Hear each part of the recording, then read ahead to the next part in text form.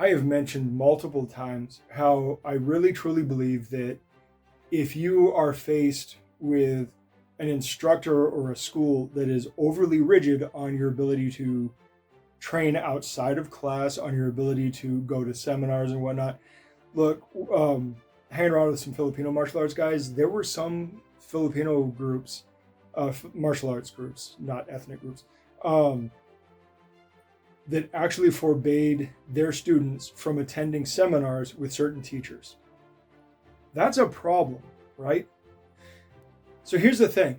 Here's something that we all need to understand. This is just a rant. Martial arts are made up.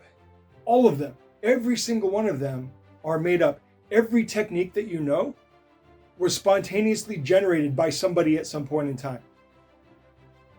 Every single technique came to us by assessing the context that we were existing in and trying something, whether we knew it would work or not. We just kind of intuited, if I move my body this way, it will maybe do a thing. And when we gain success, we try to repeat that when available.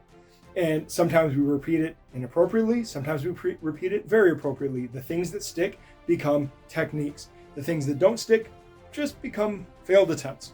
So when it comes to somebody being like, oh, we have the secrets, or no, look, everybody has the capacity to spontaneously discover things that have already been discovered and generated and codified. It is impossible for you to have the entire body of existing knowledge on the martial arts in your head.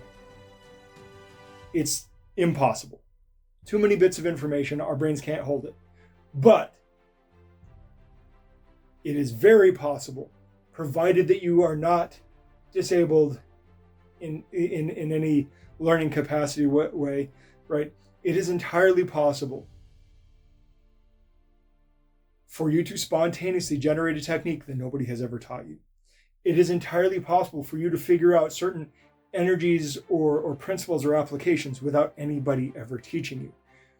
The point of having a teacher is to shortcut that process, but it does not exclude you from that process. A teacher cannot give you everything. In fact, a teacher can almost give you nothing. A teacher provides you the conditions to learn. They don't actually teach you information. They can give you demonstrations, illustrations. They can expound upon concepts and ideas, but the way that you are going to learn is by experientially handling the problem solving that is martial arts. That you're going to have to get your head and your body around, here's an obstacle, here's orientation, here's distance, here's angles, here's timing, here's pressure. There are going to be some very unquantifiable things that you will have to determine that you may not even be able to articulate.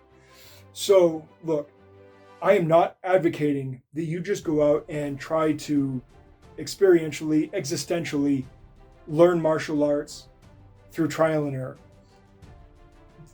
We have methods and systems and models to shortcut that process.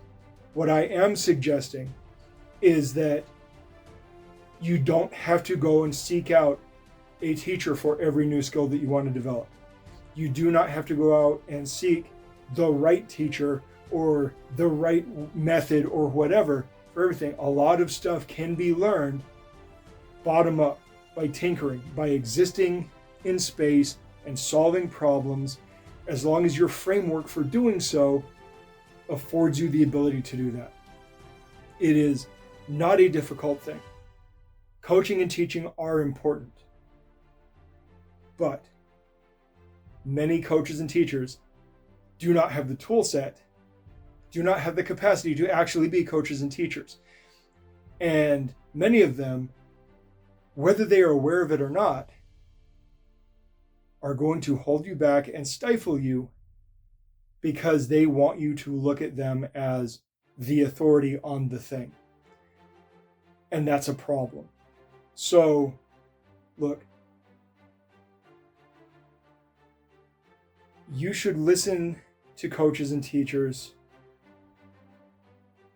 but more often you should watch what they do and cross-analyze it with what they say, pay more attention to the things that they are successfully doing than the things that they're saying, because sometimes the thing that they say does not match the thing that they do. That's a pretty important principle to understand.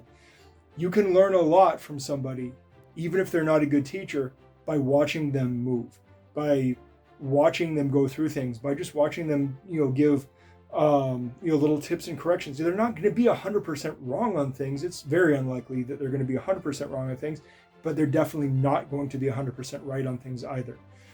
So, look, you absolutely should be learning from qualified instructors. You should be seeking out good coaching. It is going to greatly shortcut your process to learning and becoming competent and capable.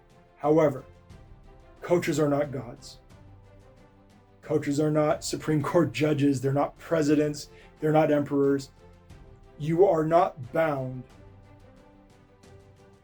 to pay complete, heed to everything that they say, because they're fallible humans just like everybody else. You have to find your way through this network of skills. Your greatest tool in this journey is becoming a good student. If you learn how to learn, it doesn't matter if somebody knows how to teach. As long as you're following somebody that knows how to do, you can still figure stuff out if you know how to learn. But if you don't know how to learn and the other person doesn't know how to teach, you're going to have a rough time. And if you don't know how to learn and the person does know how to teach, you're still going to have a rough time. Being spoon-fed techniques does not work. Brute force memorization. Like if you try to learn a language, I did 2.5 years of Latin in high school. Brute force memorization doesn't really work all that well. Very, very low success rate on brute force memorization and repetition. You need things that are contextually similar to the task, like to the performance task. Even if you're taking small slices, they need to be contextually similar. This is just the said principle, right? Specific adaptation to imposed demands. There has to be some level of specificity. We also know that there has to be some level of variation because the environment is constantly changing. The conditions in which we are performing is constantly changing.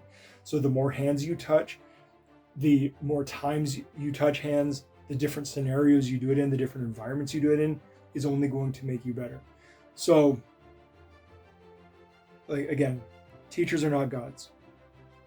It's important to find a good one, but it's even more important for you to be a good student, to be a good learner. I guess that's where I'm going to end it. So I'll talk to you guys later. Good journey.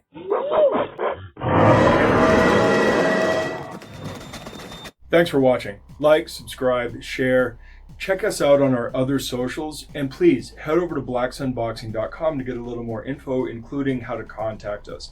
Furthermore, if you are in the Phoenix area, please feel free to stop in, say hi, join in for a class, whatever. Also, if you ever see us cite sources or just for additional content, please check out our Substack. That is where we put all of the sources we use in our videos and is a major part of this. Plus, it serves as a membership platform for long distance learning and for people who would like to support us but aren't local. We would greatly appreciate it if you signed up. Even just the free membership helps us out a lot. All right, I will see you guys in the next video. Good journey.